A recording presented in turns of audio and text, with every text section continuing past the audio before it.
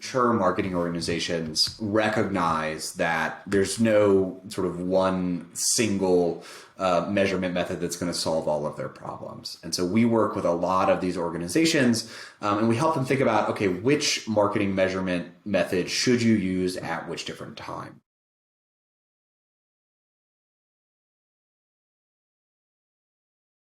The four pillars of marketing measurement that we talk about are 1, digital tracking, 2, experimentation, 3, surveys, and then 4, statistical modeling. We think about them all as being complementary, but sort of having different phenomenon in the world that they are trying to measure.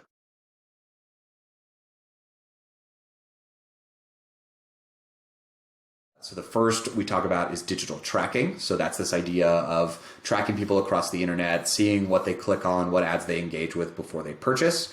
Obviously, it can be hugely impactful, but has its limitations, right? It has limitations that we talked about, which is that it's not measuring incrementality. It's not an experimental result. It can be very biased towards bottom of funnel channels. But that being said, it gives very quick feedback directionally. It can point you in the right direction for sure. If things are trending up or trending down, that can be a very important signal for you. But it's not the only signal. And especially once companies start to move into a world where they're omni-channel in terms of their marketing, where they're advertising online and offline, then of course digital tracking methods are going to have real limitations because you're not going to be comparing your online digital channels to your offline channels in the same way. If you have a last touch attribution methodology and you're also advertising on radio and TV, like there's no click there to measure. So you're going to have problems. You're going to have to come up with some way of bridging that gap. And often that ends up being very like back of the envelope, smudgy in Excel file sort of logic. And no one really believes that that's going to be fully optimal. So very useful tool, lots of limitations.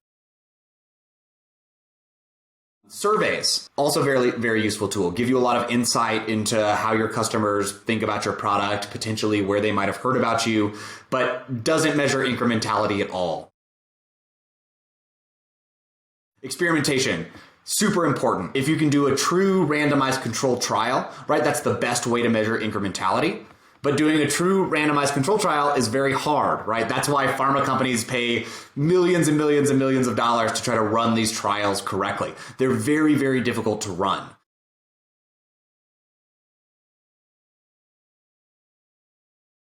The last pillar is modeling. That's the pillar that Recast fits into. And the idea here is that we can actually use statistics to try to bridge the gap or the gaps left by the other pillars, the other measurement methodologies. So what we want to do in the modeling world is we want to use statistics and machine learning econometrics to look at historical data that we have and try to find the patterns in the data.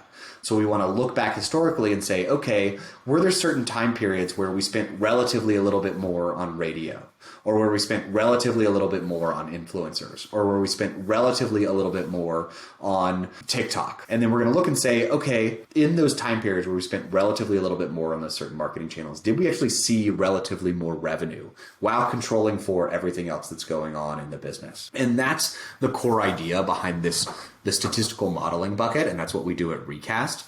And the idea is that by doing that, we can actually get a read on incrementality for all of the different marketing channels because it's top down. We're not tracking people across the internet for all of the different distribution channels because we don't need to put a pixel on a website. So we can do this for Target, in-store sales, just as well as we can do it for Amazon and just as well as we can do it for e-commerce.